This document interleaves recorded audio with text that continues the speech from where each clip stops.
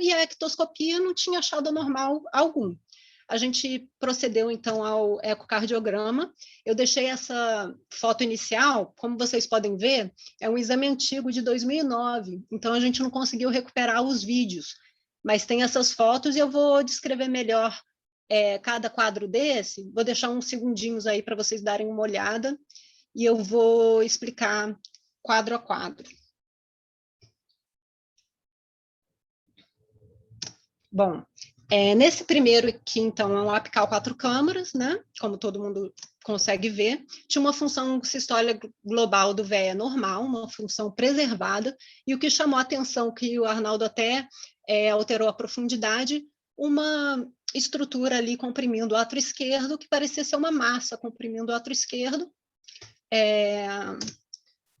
adjacente ali ao átrio, né?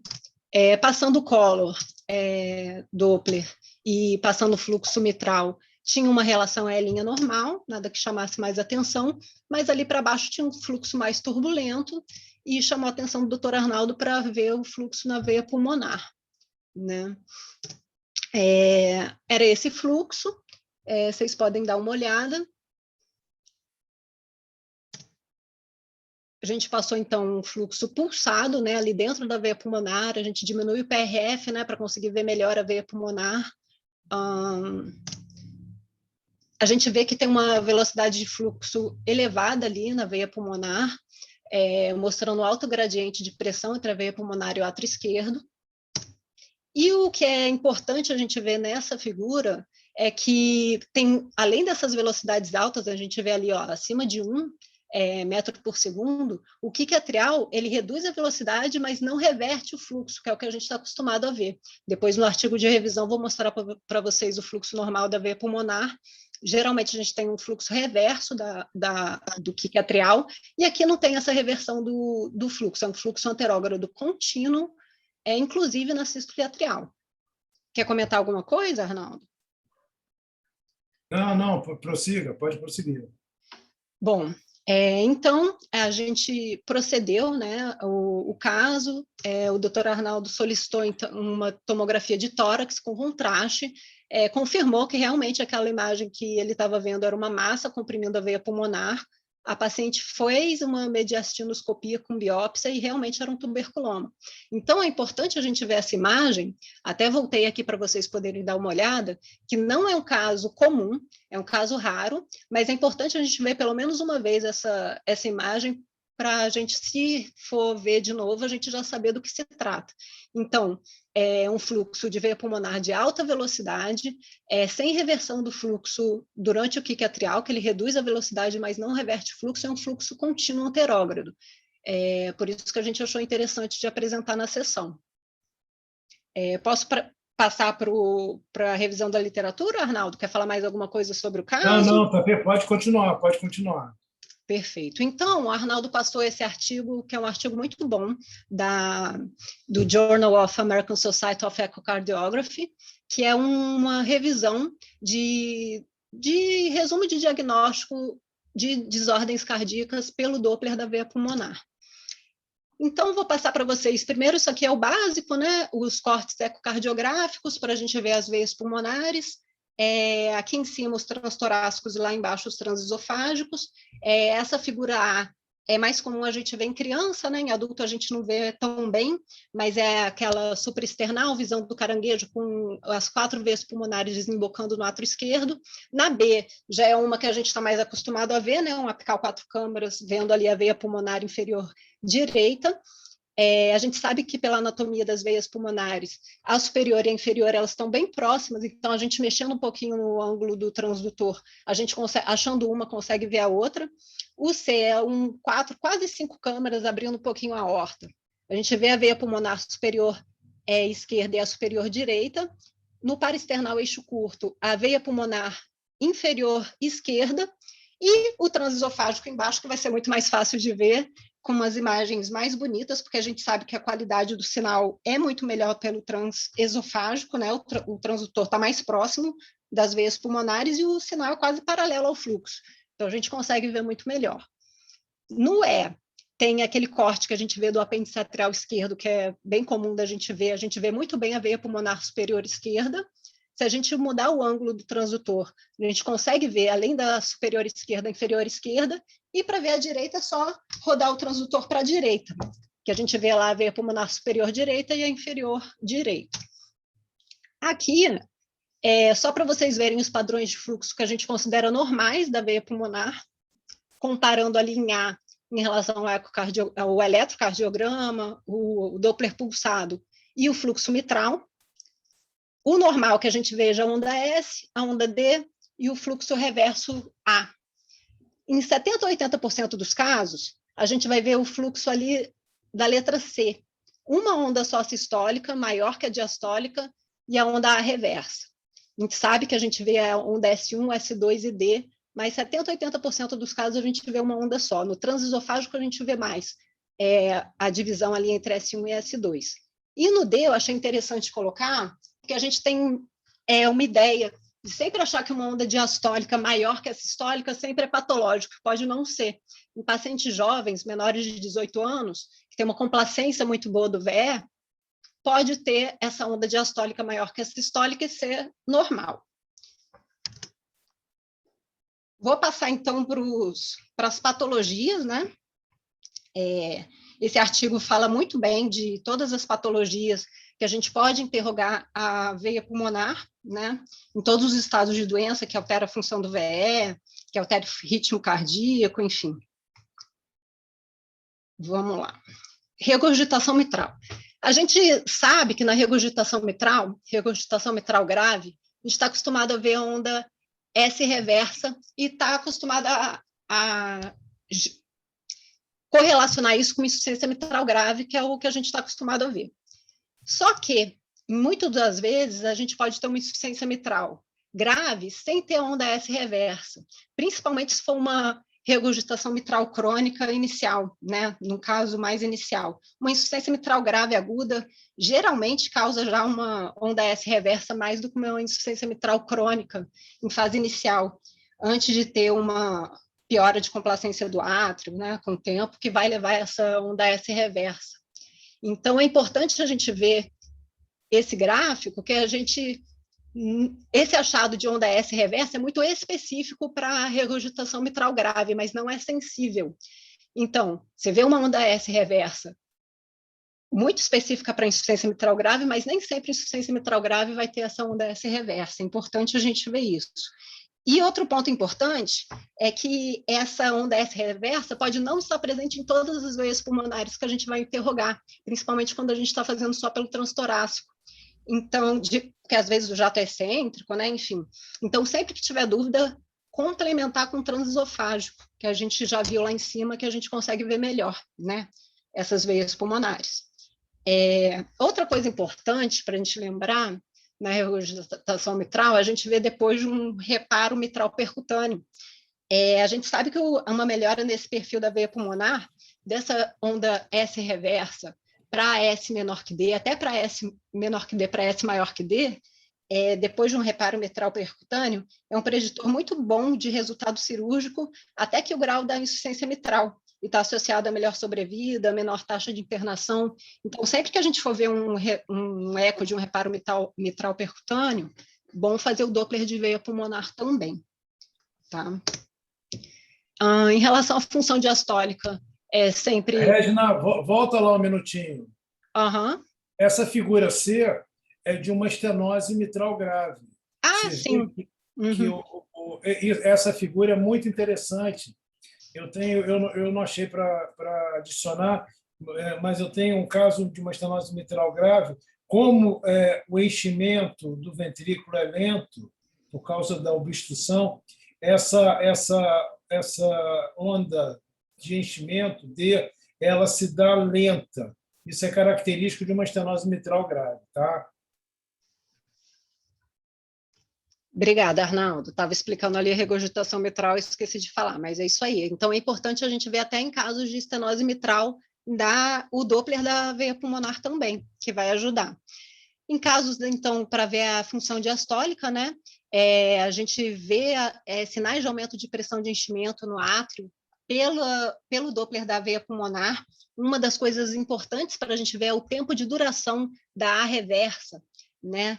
Que a gente sabe que quando tem situação de aumento da pressão diastólica final do VE, esse relaxamento atrial tem um aumento de pressão, de enchimento, então tem um refluxo mais pronunciado desse sangue para dentro da veia pulmonar, por conta do aumento de pressão de enchimento no átrio. Então, você vai ter uma onda A da veia pulmonar mais ampla do que a do fluxo mitral. Então, tem uma continha que a gente faz, que é a da veia pulmonar menos a da mitral, se for maior que 30 milissegundos, é uma coisa que prediz alta pressão diastólica final do ventrículo esquerdo. E isso é independente da idade. Isso é muito bom, que a gente viu lá em cima que, dependendo da idade, o fluxo pode ser diferente, e isso é um preditor independente da idade. Então, é muito bom, além das velocidades, do padrão de fluxo, a gente vê também o tempo dessa onda A e correlacionar do veia pulmonar com a mitral. E a B é aquela clássica de aumento de pressão de enchimento, aquela onda D maior que a S, e a onda A reversa mais ampla, né? Bom, outras coisas que é importante a gente ver também, o Doppler da veia pulmonar, em doença de pericárdio e miocárdio, que também altera o Doppler da veia pulmonar, né? Por conta daquela, a gente já conversou, gradiente de pressão entre a veia pulmonar e o átrio.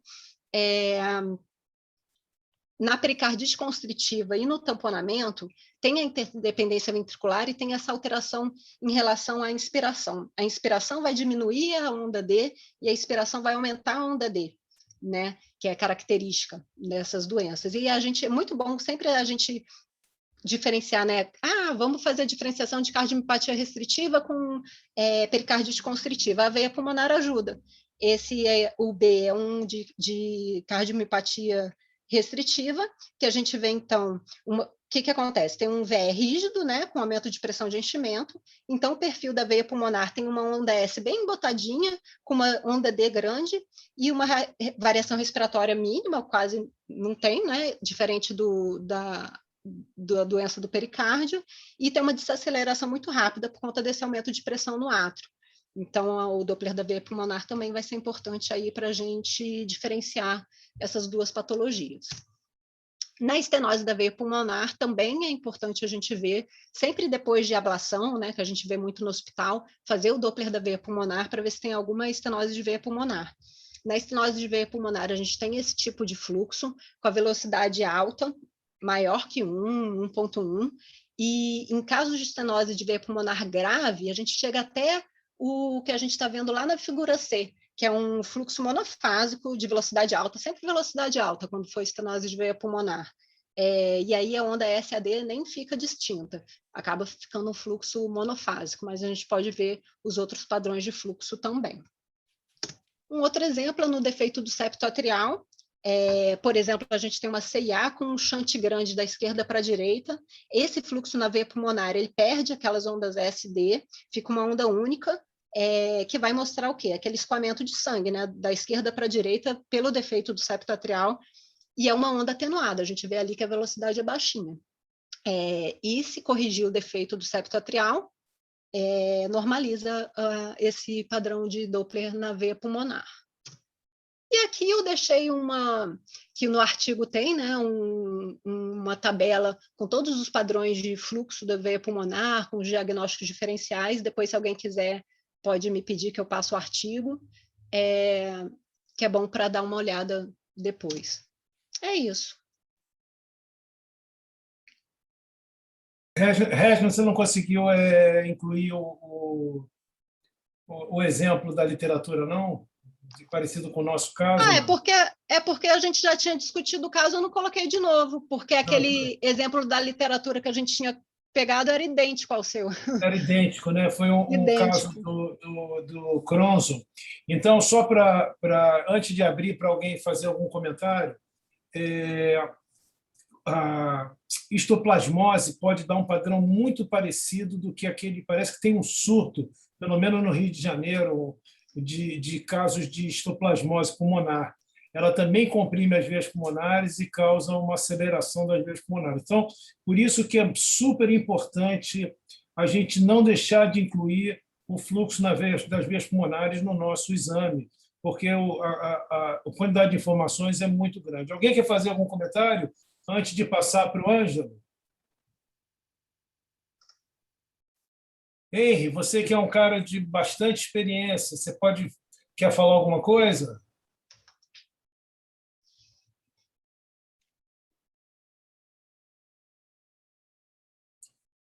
Bom, então se ninguém quiser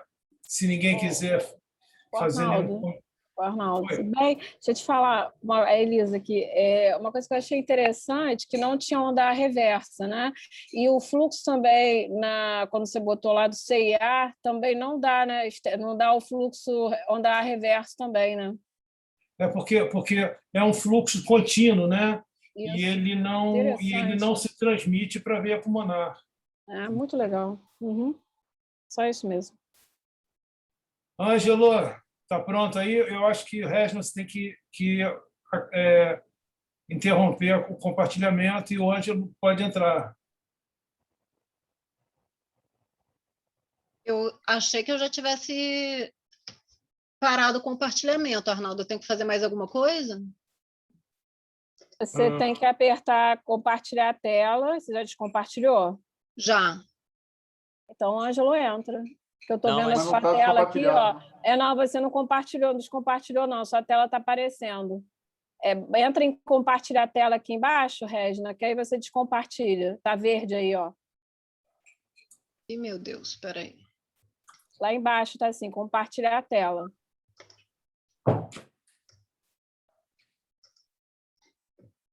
Em cima também você consegue. Não, aí apareceu de novo a minha tela.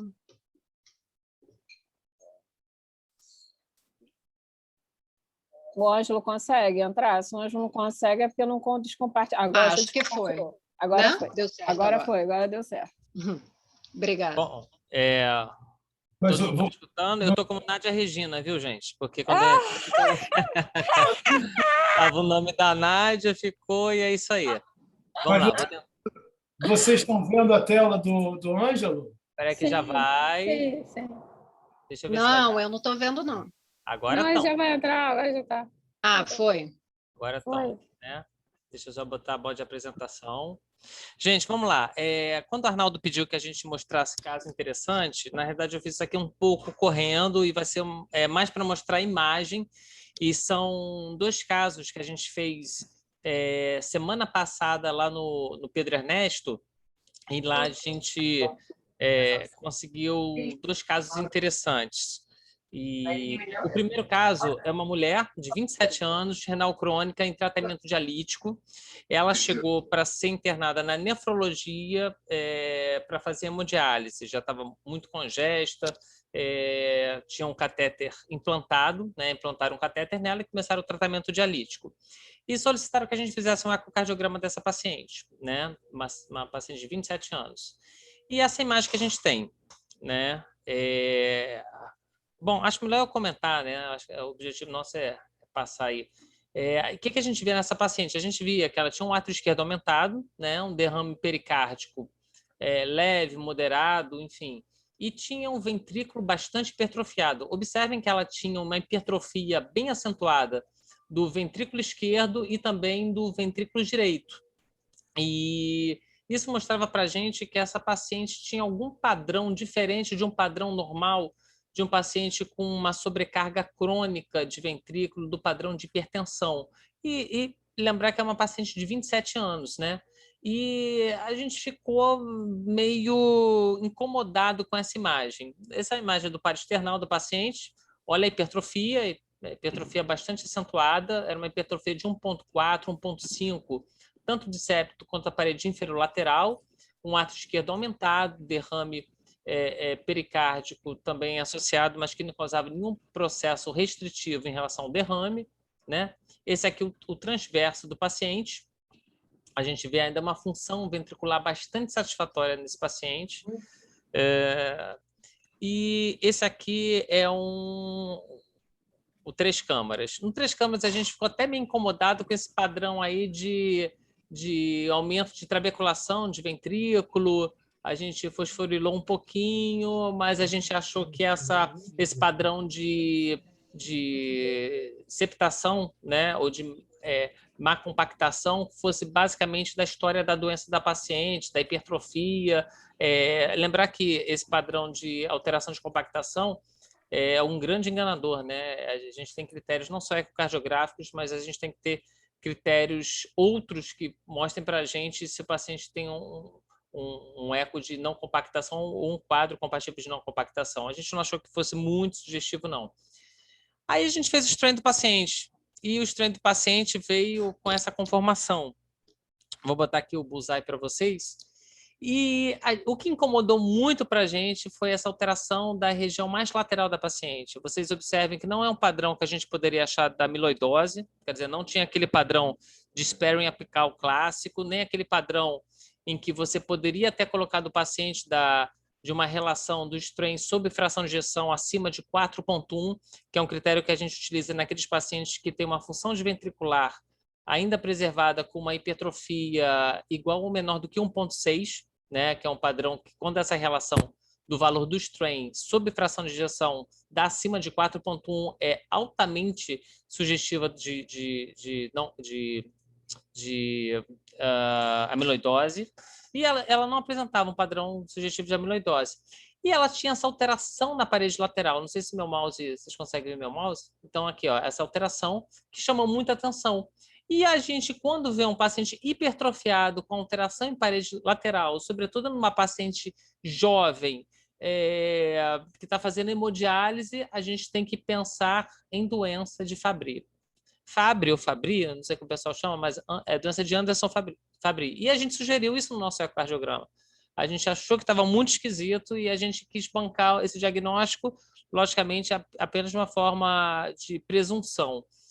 E acabou que a gente conversou com os colegas, essa paciente foi levada para ressonância, que mostrou esse padrão de alteração de fibrose na parede, na região basal da parede inferolateral.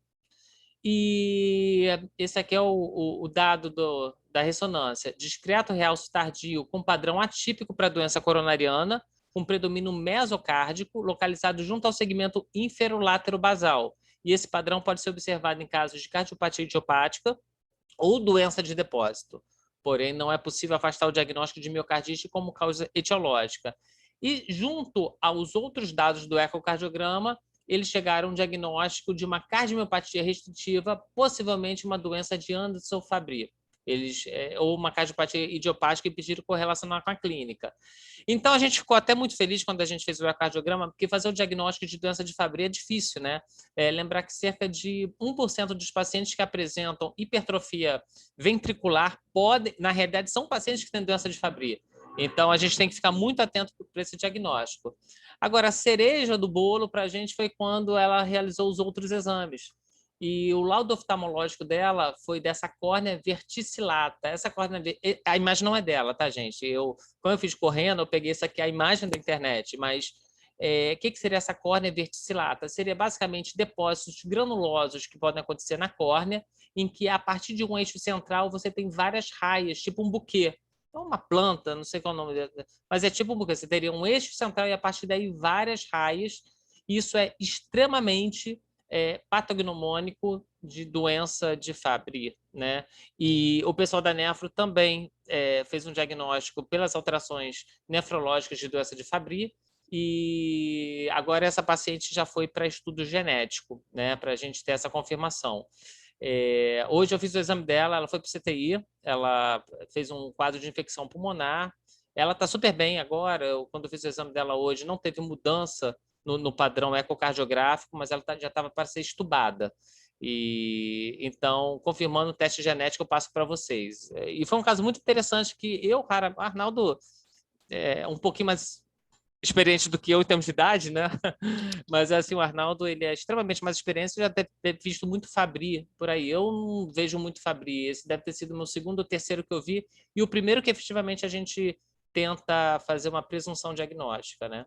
E a gente ficou muito feliz que bateu. Oi, Arnaldo. Você puxou a minha memória, porque eu recentemente tinha lido esse padrão e tinha esquecido da parede lateral no Fabry, no Bullseye, entendeu? Com diminuição do strain. Mas o mais importante, parabéns pelo diagnóstico, se for realmente, que é a gente lembrar que é uma patologia teoricamente tratável, né? Que é uma deficiência de uma galactosidase, e hoje já existem enzimas para repor essa deficiência. Parabéns. Isso é uma observação. Arnaldo, eu posso falar uma coisinha, Arnaldo? Pode. Nesse caso, tem mais um sinal de Fabry que é bem típico, que é o brilho endocárdico. Se ele voltar à imagem, se você analisar, tem um brilho no endocárdio, que é bem típico de Fabry. Na primeira, é esse aqui, ó. Já na primeira que você mostrou, na primeira imagem que está, é esse aqui, ó. Tá vendo esse brilho endocárdico? Isso é típico de Fabry também. Henry, isso é o chamado aspecto binário. Mas pode não estar presente também. Mas lembrar também, gente, que isso pode ser só um coração renal, tá? O paciente com insuficiência renal. Posso continuar, então, o outro caso?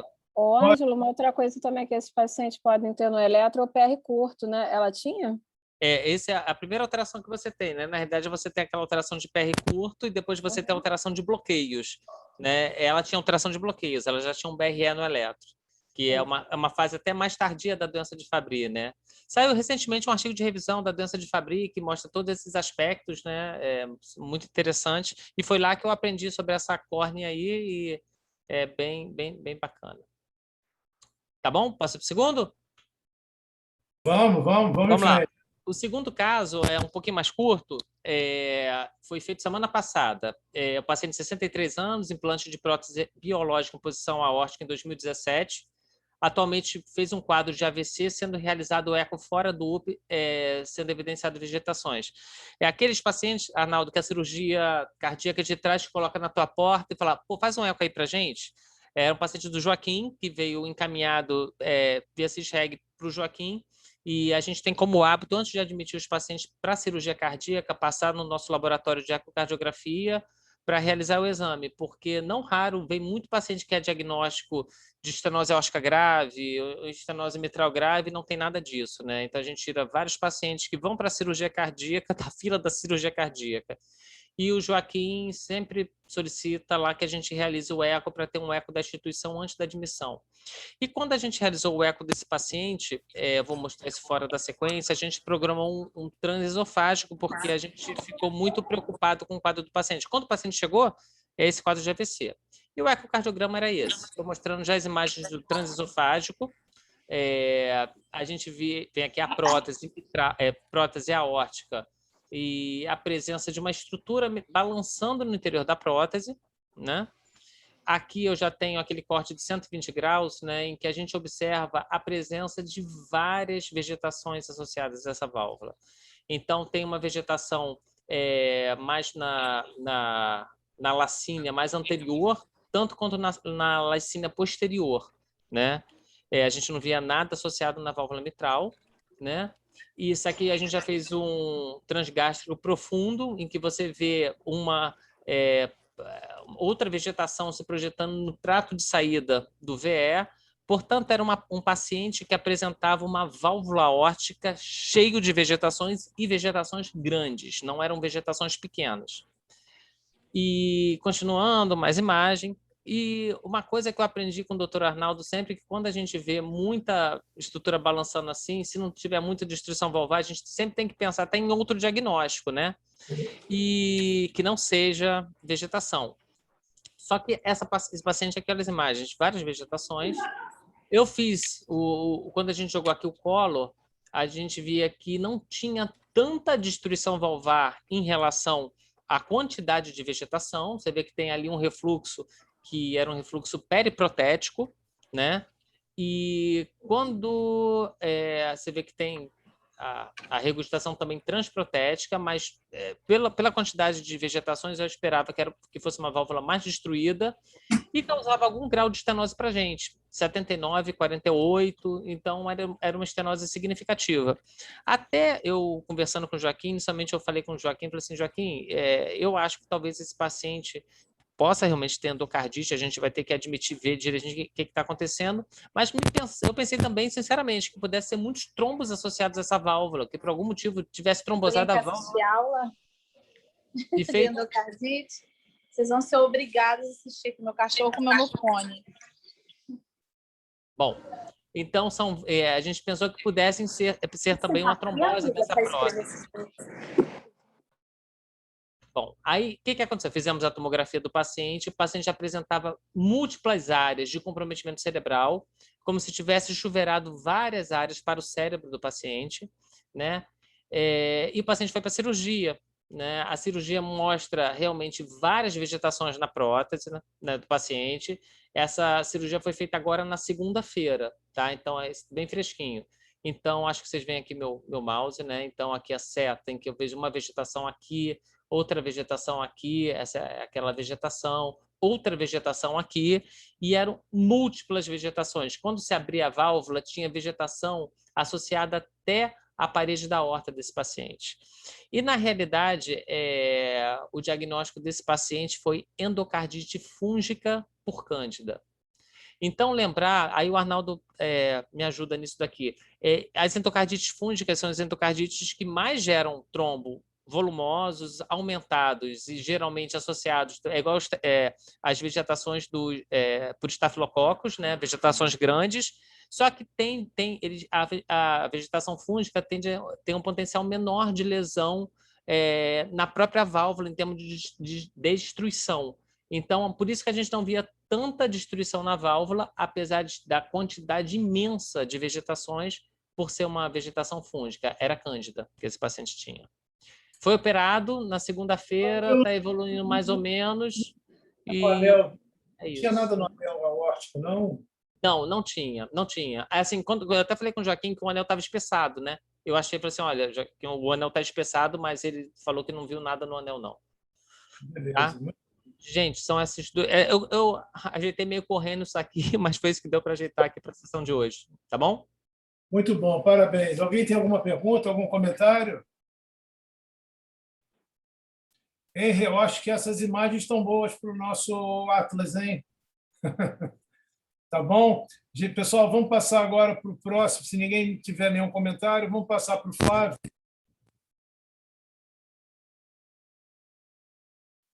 Flávio, consegue compartilhar o teu... Vou começar aqui.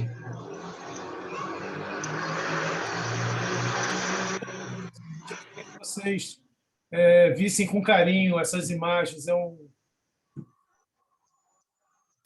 aparecendo? Ah, sim. Então, vamos começar. Nossa experiência desse caso que aconteceu agora em novembro, de um eclipse mitral. A paciente SR, feminina, 84 anos, branca, natural e residente de Maricá, Rio de Janeiro. Ela é admitida no hospital para fazer um exame eletivo, solicitado pelo médico assistente, devido a uma dispneia e cansaço aos moderados esforços, com piora progressiva associada à ortopneia e dispneia paroxística noturna. Ela nega o edema em membros inferiores e o exame realizado no dia 18 de novembro no nosso laboratório de ecocardiografia, ela apresentou uma dispneia súbita, sendo também admitida na emergência com quadro de congestão pulmonar logo após o exame. De antecedentes prévios, ela era hipertensa, diabética, dislipidêmica, tinha uma FA e uma síndrome do pânico. Só um parênteses, essa FA dela era paroxística, tá? Inclusive, no primeiro exame dela, ela estava em ritmo regular, mas ela já usava um anticoagulante de uso prévio. Essa é a radiografia dela, exatamente da admissão. Depois ela evolui até com derrame pleural bilateral, mais importante. E vamos para o exame.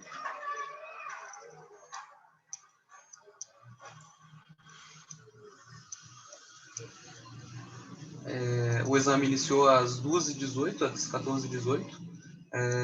Aqui no subcostal a gente vê realmente já uma insuficiência mitral importante. E Doutor Arnaldo, fica à vontade de comentar quando quiser. Não, vai, prossegue aí, prossegue.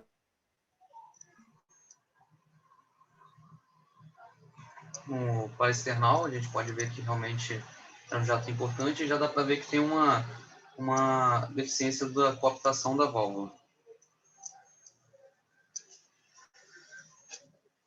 Aqui no apical 4 câmaras e 3 câmaras dá realmente para perceber também que o septo interatrial está rechaçado à direita, que vai ser importante até para definir que ela varia esse padrão durante o exame.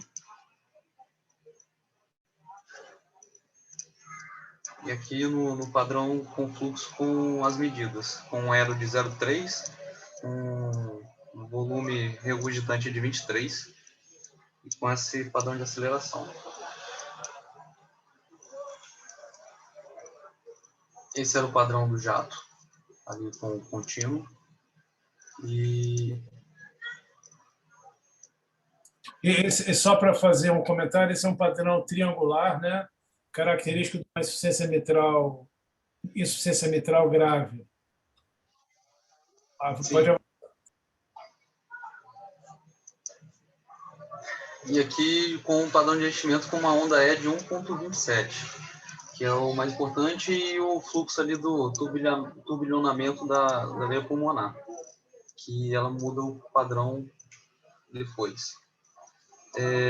Aqui é a insuficiência tricúspide dela, que o jato aferido deu de 95 de milímetros por mercúrio.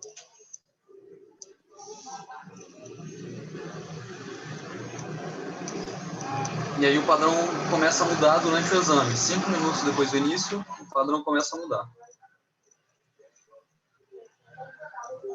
O septo começa a ter esse abaulamento, ele começa, de fato, a variar entre as duas cavidades. E o padrão do jato também diminui, é um fluxo menos denso. E perda do padrão triangular, né? E essa onda agora é de 0,8, que era 1,2, agora é 0,8. Isso durante o mesmo exame. A insuficiência tricúspide também ela vem diminuindo, e com esse valor menor de 56. E assim ficou o laudo desse exame. Uma veia cava inferior de calibre aumentado, sem variação, uma grande dilatação do átrio esquerdo, demais cavidades com dimensões normais, função sistólica normal do VE e do VD, sem alteração segmentar. A IM grave, variando de intensidade, no início do exame com nítida falha de coaptação, sem causa estrutural aparente. No decorrer do exame, houve essa redução do grau, embora mantivesse importante. O grau da hipertensão pulmonar reduziu de 100 para 70. E teve a redução do volume do átrio esquerdo e o septo interatrial antes devido do lado direito. Esse aspecto ecocardiográfico é típico da eclipse mitral. A paciente precisou da internação hospitalar durante o exame, essa questão toda, e ela fez essa ressonância cardíaca, que o que é mais importante aqui é que ele conseguiu, de fato, medir esse volume num momento mais compensado. Viu que a fração regurgitante era de 41%, com volume de 27 ml. Ela foi a coronariografia, pensando numa causa de vasoespasmo. A coronariografia mostrou lesões moderadas, com uma diagonal de 50% ostial, e uma lesão na coronária direita de 40% no terço distal. Então, a paciente foi para o Heart Team para definir qual seria a conduta da abordagem. A paciente não possuía uma IEM primária, sim secundária, cujo mecanismo fisiopatológico ainda não é claro, mas potencialmente uma IEM que recorre e flutua. Apresentando os riscos, benefícios de diferentes alternativas da condução do caso, entendemos que a paciente não se encontra nas diretrizes, sendo a intenção dividida com a paciente para saber qual seria o procedimento definido. Por ela apresentar esse risco cirúrgico moderado e a cirurgia ser de alto risco por essa troca da válvula mitral, foi definido a abordagem percutânea com mitraclip, devido à execuibilidade anatômica e ecocardiográfica. Quer comentar alguma coisa, doutor Arnaldo? Não, pode, eu comento no final, pode. Então, ela foi submetida ao mitraclip e aqui são as imagens do intraoperatório dela.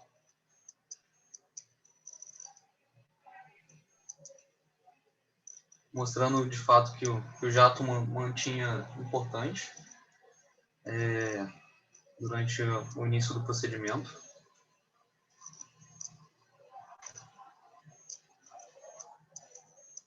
Aqui, na figura abaixo à direita, a gente vê um turbilhonamento também da veia pulmonar no fluxo.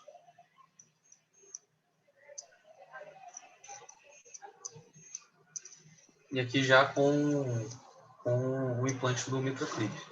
Ela colocou, no caso, dois dispositivos. E que o padrão da veia pulmonar muda durante, de fato, o procedimento.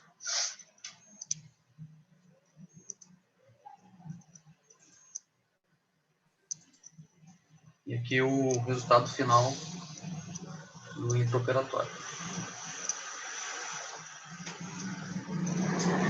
Demonstrando ali o leve estenose interventor. A discussão, trazendo alguns artigos, tem pouco material na literatura para discutir realmente essa entidade. Tenho aqui, já começando uma experiência do nosso serviço, que o Daniel chegou a documentar e publicar. O Daniel acho que está também na sessão, caso queira fazer os comentários também da experiência. Fique à vontade. E aqui ele mostra realmente que, no caso, lá em 2018, quando esse caso aconteceu, a paciente apresentou um aumento, principalmente da PSAP, em que o gradiente ali era de 94, e que depois, em condições pressóricas e hemodinamicamente normais, essa PSAP dela no eco transesofágico estava com 30. Tinha essa onda com esse padrão também de aumento da pressão de enchimento do átrio esquerdo. E ficou de fato definido que, também na discussão, que para definir como eclipse mitral, o paciente tinha que ter alguns critérios: não ter alteração da fração de ejeção, não estar associado a um evento coronariano e ter cavidades de dimensões normais. Aqui é uma outra apresentação do American College, em que ele demonstra que, nesse caso, a paciente tem uma mudança no padrão da insuficiência mitral com a elevação dos membros inferiores, principalmente, que é reproduzido também ao exercício. Nesse artigo, ele chega à conclusão que o efeito também é reproduzido ao teste de vasoespasmo por metilgormina. E aqui, de fato, ele mostra a pressão de enchimento do átrio direito e da gradiente transpulmonar. Essa aqui é uma experiência da equipe da França, de 2014, em que eles descrevem também o caso de uma paciente que recorre a um edema agudo de pulmão 2 meses após o evento de base, que ela também foi internada com edema agudo de pulmão, mas na segunda oportunidade ela precisou até de ventilação mecânica, ser entubada. Esse era o primeiro exame dela, em que tinha um gradiente de T ali de 28, com esse padrão de insuficiência mitral. E durante a internação dela, em que ela precisou, de fato, de cuidados mais intensivos, esse era o padrão. Nesse caso, chegaram à conclusão que era mais reproduzível também por vasoespasmo. E por fim, essa última revisão, que é da Mayo Clinic, que foi publicado em janeiro desse ano, em que ele descreve até com outro termo, ele não usa o termo eclipse mitral, porém, quando a gente vai ver na referência bibliográfica, os estudos são todos sobre eclipse mitral. Talvez é uma forma que eles estejam querendo colocar um outro nome para o eclipse mitral como paroxístico. E eles descrevem que existem 3 tipos de caso. Eles tentam propor que existem 3 tipos de insuficiência mitral paroxística, no caso, ou eclipse. Em que o tipo 1 eles associam ao BRE, que é reproduzido ao exercício e aumento da frequência cardíaca. A figura da esquerda é o padrão basal e o da direita é durante o BRE, que dá até para ver aqui no eletro anexado. No tipo B, que é o segundo padrão, eles associam a mudança de decúbito do paciente, em que ou ele fica em decúbito lateral esquerdo ou com leg raising, em que há aumento do ânulus mitral, em que de fato aumenta e piora esse padrão da insuficiência mitral. E o terceiro padrão, eles associam ao vasoespasmo coronariano, também que é reproduzivo com essa meteoglobina. Aqui é a prova de esforço do paciente com uma cateterização do coração direito, demonstrando a mudança do padrão, e que mostra que realmente quando o paciente, na figura B, entra com o padrão de BRE, as pressões de enchimento aumentam. Com o pico do esforço no C, ele atinge níveis próximos ao do ventrículo esquerdo, atingindo 75 de pressão de enchimento. E na figura D mostra realmente na transição do QRS normal para o QRS estreito, quando reproduz o QRS largo, como muda a pressão de enchimento do VE, aumentando também a IM torrencial. Esse aqui é o apanhado geral, que eles definem o tipo 1, tipo 2, tipo 3 dos pacientes. A maioria mulher, só um paciente que era homem, no nosso caso também era de uma paciente feminina, e que de uma forma geral todos eles eram hipertensos. Eles abordaram cirurgicamente mais o paciente do tipo 1, e um deles foi proposto inclusive uma terapia de sincronização com a resolução de sintomas. O outro paciente evoluiu a óbito. E o paciente com alteração por vasoespasmo, eles preferiram tratar medicamentosamente com diltiazem, em que eles definiram resolução de sintomas. Porém, não teve, de fato, relatado no artigo esse segmento do paciente pós-internação, para saber como que foi esse desfecho. É isso. Muito bom. Não sei se vocês estão me ouvindo, né? A característica, se alguém quiser fazer algum comentário, antes de passar para a Raíza, a característica é uma válvula mitral normal. Então, eu já vi algumas vezes essa entidade, e se não fizer nada, esses doentes fatalmente vão evoluir mal, vão evoluir para o óbito. Então, esse caso que o Daniel, que a gente participou, o Daniel pode falar, mas o que eu queria chamar a atenção é que a gente falou para o cirurgião, olha, você tem que trocar a válvula mitral desse paciente. Quando você abrir o ato esquerdo, você vai ver uma válvula mitral normal, mas troca essa válvula. E esse doente, o Daniel pode dar o depoimento. Dani, fala. Oi. Bom, o eclipse mitral a gente conhece através do Arnaldo. Na época que a gente teve um caso em que suscitou essa discussão, eu fiz uma revisão, e a primeira vez que isso é citado é em 2008, por um grupo italiano. Na série que eles mostram, havia grande presença de átrio esquerdo aumentado e fibrilação atrial, e um ventrículo esquerdo normal, como o Flávio falou. O que levanta a bola do que se chama, o que veio a se chamar depois de uma insuficiência mitral atriogênica. O grande diferencial dessa entidade é a presença de paroxismos de regurgitação mitral grave, eventualmente com edema agudo, com instabilidade, sem que alterações de pós-carga ou de volemia justificassem isso. Então, a gente teve um caso muito interessante em que um paciente chega para fazer um eco no pró com a gente, o paciente chega cansado, diaforético, não tolerava muito bem o decúbito, e a gente vê uma insuficiência mitral torrencial sem nada valvar que justificasse, nos parecia uma válvula anatomicamente normal. A gente pediu que ele voltasse para fazer um transofágico. Quando ele volta, a gente ficou até sem graça, porque a válvula, a insuficiência mitral era mínima, era leve. Ao transtorácico e o transofágico não encontramos nada.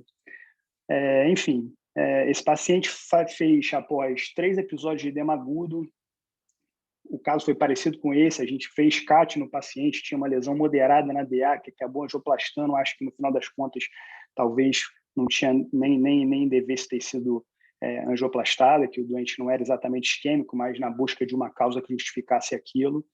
E a gente acabou optando depois pela troca valvar mitral, exatamente o que o Arnaldo falou, teve que convencer o cirurgião de que aquela válvula merecia ser trocada. Eu lembro que a equipe cirúrgica talvez achasse que era demais, o paciente trocou a válvula, botou uma válvula biológica, o paciente está ótimo, o átrio era enorme, era cerca de 80 ml, 70 ml por metro quadrado, o átrio hoje é pequeno, esse paciente está em classe funcional 1, esse paciente nos paroxismos de regurgitação mitral grave que ele fazia, esse paciente chegava a 90 de PSAP, quer dizer, isso estava arrasando a vida dele. Então, o tratamento foi fantástico, acompanho ele até hoje, ele é super grato. E só um último comentário, que eu sempre gosto de lembrar disso, essa entidade, alguns trabalhos, é comparada a um Takotsubo da válvula, pelo grau reversível e sem doença estrutural ou valvar que o justifique. Eu acho que essa denominação, esse apelido é legal também. Tá bom, gente. Se não tiver mais nenhum caso, eu vou pedir para a Raíza para apresentar. É um caso bastante bonito que a Raíza vai apresentar. Raíza, está me ouvindo? Estou ouvindo. Ativei o som. Está me ouvindo? Estou sim. Pode compartilhar. Vou compartilhar a tela.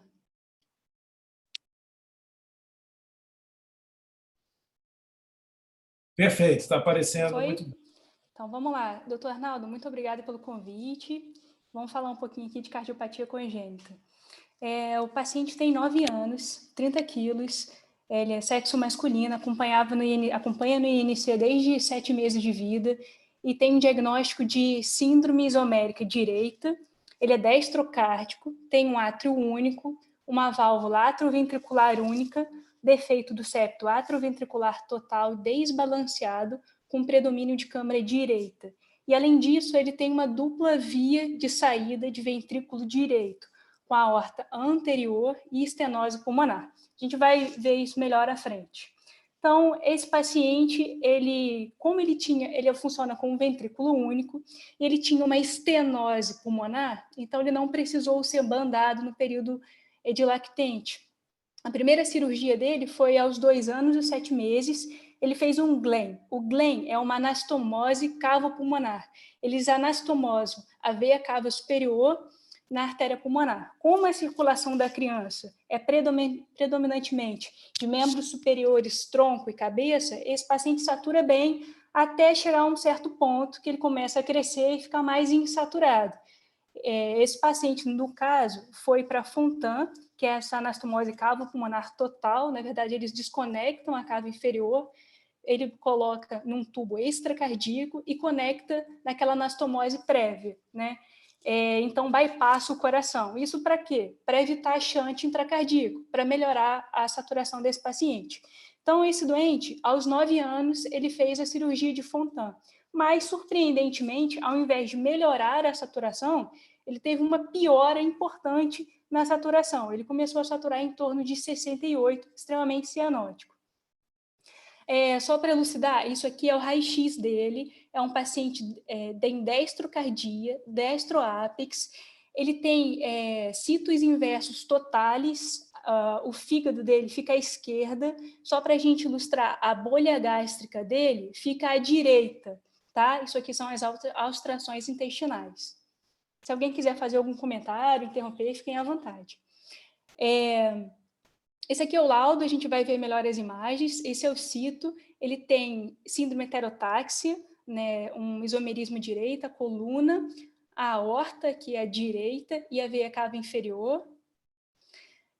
Nesse eco, ele já tinha feito o Fontan. Então, a veia cava inferior dele está conectada no tubo extracardíaco. Ela não drena mais para os átrios. O que a gente consegue ver aqui, que chama bastante atenção, é uma congestão, uma dilatação dessa veia hepática aqui. Chama atenção também esse fluxo reverso através da veia hepática. Aqui a gente está vendo o fluxo na cava inferior, que é um fluxo não restritivo, laminar. Aqui seria o nosso 4 câmaras. Vamos lá, vamos destrinchar essa imagem aqui. Como ele era destrocárdico, né, e cito os inversos, o Fontan dele fica à esquerda. Normalmente, o tubo de Fontan fica à direita. Nesse caso, está à esquerda. Ele tem um átrio único. A gente não consegue ver septo interatrial, ele não tem septação interatrial. Ele tem defeito do septo atrioventricular total, que na verdade é uma doença do coxim endocárdico. Então, ele tem uma única válvula atrioventricular, que ela fica no mesmo plano, uma grande CIV de via de entrada e tem um desbalanceamento dos ventrículos. Você vê um ventrículo maior e um ventrículo menor. O que a gente vê aqui é um fluxo entrando no átrio único que a gente não esperaria encontrar nessa topografia. Isso chamou atenção nesse ano. Esse aqui seria o nosso corte longitudinal, o átrio, os ventrículos, uma câmara rudimentar posterior e um ventrículo maior anterior, de dominância direita. Então, ele tem um ventrículo dominante à direita, e o vaso que sai, que é a aorta, sai do ventrículo anterior, ou seja, ele sai do ventrículo direito. Esse aqui é o arco aórtico. Isso aqui é um corte, na verdade, supraesternal mais lateralizado, para a gente ver o fluxo através da veia cava superior, que é uma forma indireta da gente avaliar o fluxo pelo sistema, né, do Fontan. Esse paciente foi para tomografia, a gente vai ver um pouquinho as imagens. Aqui a gente consegue ver que tem a aorta anterior, saindo do ventrículo mais anterior. A artéria pulmonar já está desconectada dos ramos. Isso aqui a gente já consegue ver uma partezinha do tubo do Fontan. Essa aqui a gente consegue ver melhor o tubo do Fontan, que está conectado à veia cava superior e à artéria pulmonar. No laudo da tomografia, ele tinha uma discreta estenose na artéria pulmonar direita, mas que não era significativa, não daria para justificar essa insaturação.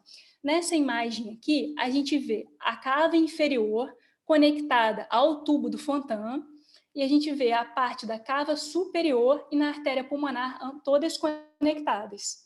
Na descrição do laudo, ele descreve um pequeno trombo intramural, mas que não gera gradiente significativo pelo tubo. Isso é um corte sagital, um corte coronal, a gente consegue ver aqui o tubo do Fontan.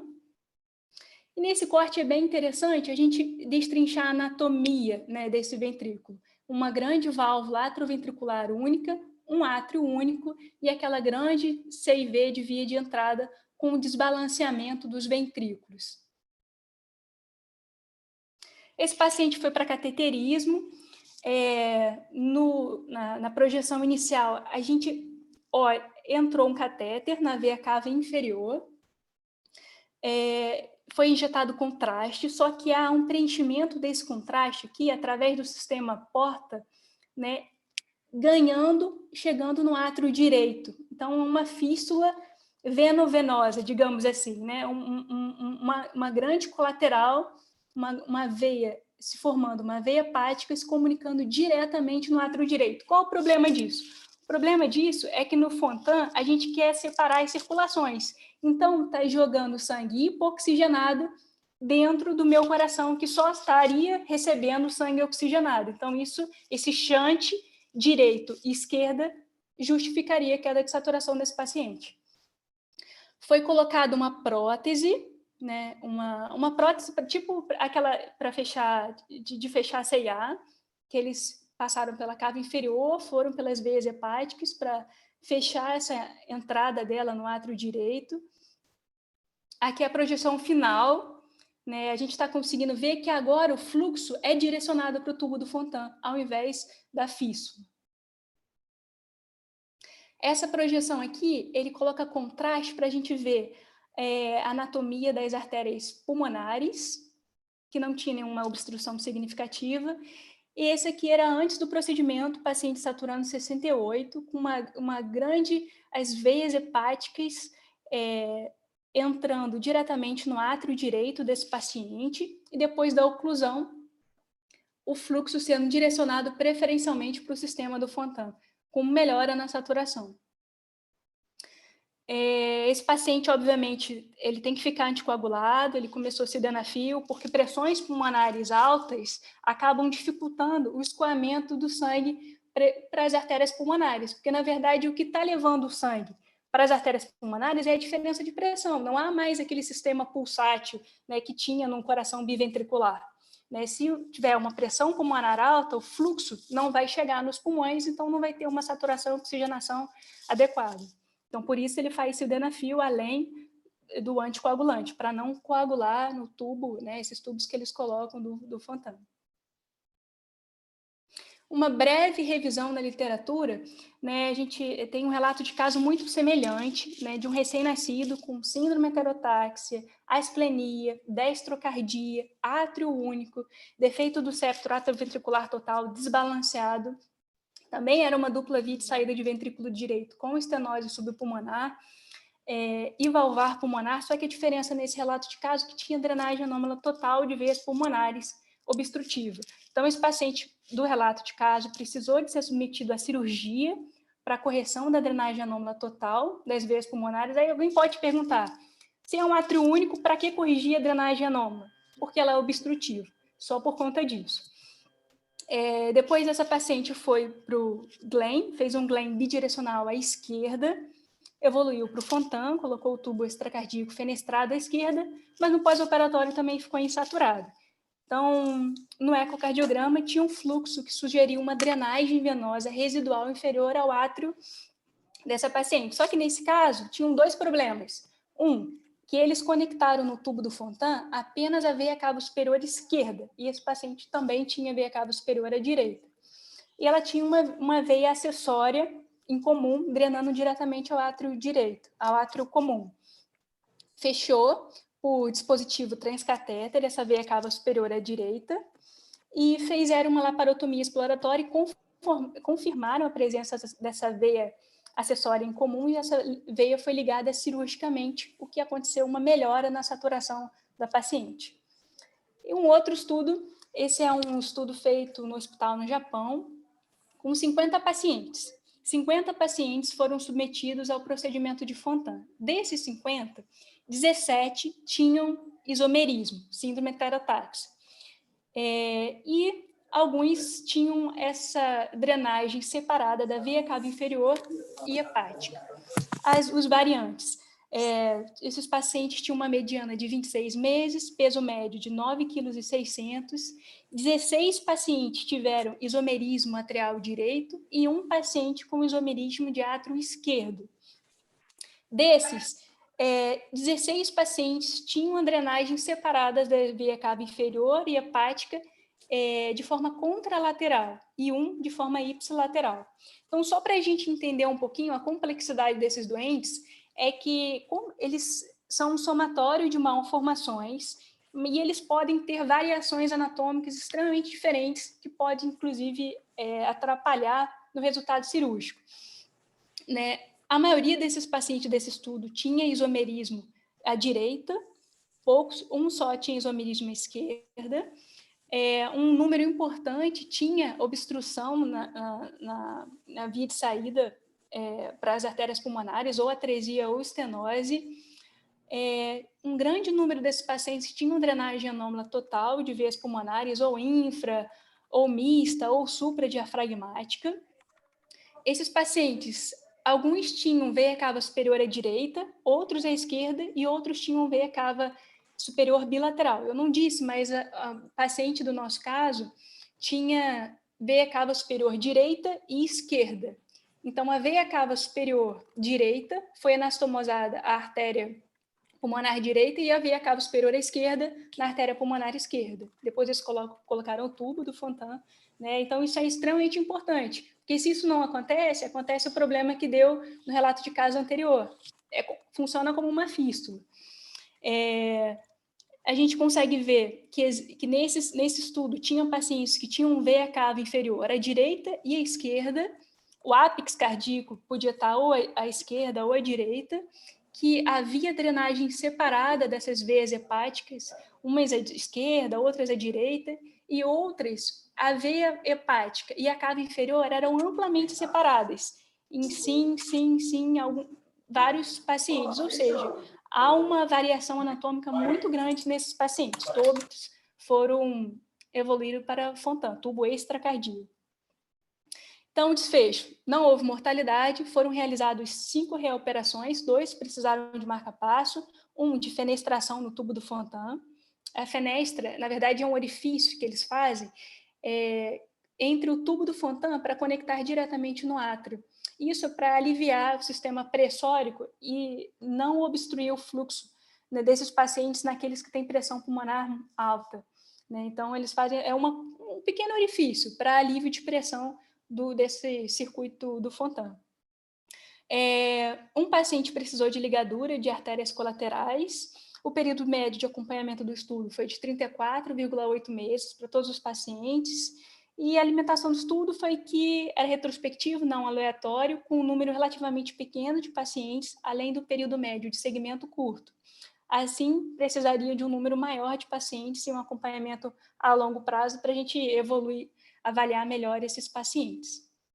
Então, concluindo, embora as circulações venosas sistêmicas e pulmonares sejam rotineiramente visualizadas durante a avaliação pré-operatória, né, dessa paliação univentricular, os shunts portosistêmicos podem não ser visualizados no eco, até mesmo no cateterismo, a menos que haja um alto índice de suspeita. Então, a avaliação por tomografia, ressonância, pode ser um adjuvante útil para delinear as estruturas venosas complexas nesses pacientes antes de uma intervenção. Conhecer a anatomia detalhada de cada caso proporciona a melhor escolha para a abordagem desses pacientes. E antes de terminar, eu gostaria de falar de um caso muito interessante que o Dr. Arnaldo me mostrou, eu não conhecia a história dela. Ela é Alicia, é uma figura pública, por isso a gente está divulgando essa imagem. Ela hoje é embaixadora de uma fundação, até Heart Foundation, né? International Children's Heart Foundation, que elas promovem a conscientização de pacientes cardiopatas, um trabalho muito bonito que eles fazem, que, na verdade, essa menina, ela tem uma cardiopatia complexa, ela tem dupla via, na verdade, é um defeito do septo atrioventricular total, de predomínio à esquerda, e ela, além disso, tinha atresia pulmonar. Então, ela precisou de Blaylock no período neonatal, ela precisou de Glenn e fez o Fontan, fora os inúmeros cateterismos que ela fez para dilatação de artérias pulmonares, colocação de stent. E hoje ela tem uma excelente qualidade de vida, e isso que motiva a gente a investir e estudar cada vez mais esse tipo de patologia. Obrigada pela atenção. Raíza, excelente, lindas imagens, você fechou a nossa sessão muito bem. Essa moça, ela é cirurgiã cardíaca, você esqueceu de dizer. Nossa, caramba, é verdade, como é que eu esqueci esse detalhe? Ela é cirurgiã cardíaca. Então, verdade. Antes de abrir para qualquer pergunta e para a gente finalizar, só lembrar que a heterotaxia é uma condição muito, muito grave, que o intestino também ele tem uns posicionamentos bem atípicos dentro da cavidade abdominal. E você falou, então, da fenestração, só para lembrar, né, que esse caso das fístulas, elas funcionaram como se tivesse uma fenestração que estivesse roubando fluxo da direita para a esquerda, quer dizer, sangue que deveria ser oxigenado cai direto no átrio, que vai para o ventrículo sistêmico e que lança, então, sangue insaturado na circulação sistêmica. E uma coisa que eu queria falar para vocês, só para finalizar, é que essas válvulas AV únicas, elas são um problema, porque quando elas se tornam insuficientes, elas fazem com que aumente a resistência arterial pulmonar, então o deságue pelo Fontan fica dificultado. Então, isso é um problema que acarreta congestão. Só para lembrar as causas principais de óbito dessas crianças, desses adultos jovens, né? Que é a enteropatia perdedora de proteína, a bronquiolite alveolar e os problemas de quilos, né? Quilotórax, quiloabdômen, por conta de obstrução dos linfáticos devido à pressão muito alta do lado direito da circulação.